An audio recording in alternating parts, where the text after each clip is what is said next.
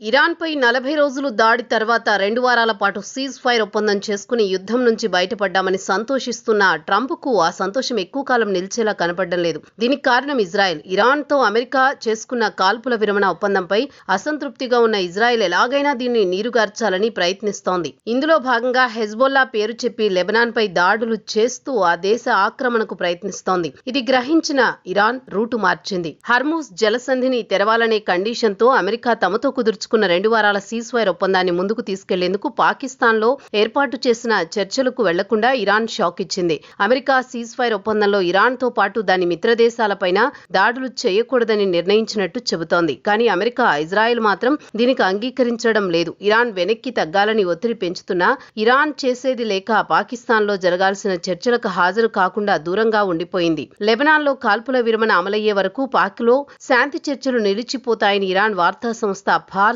తెలిపింది.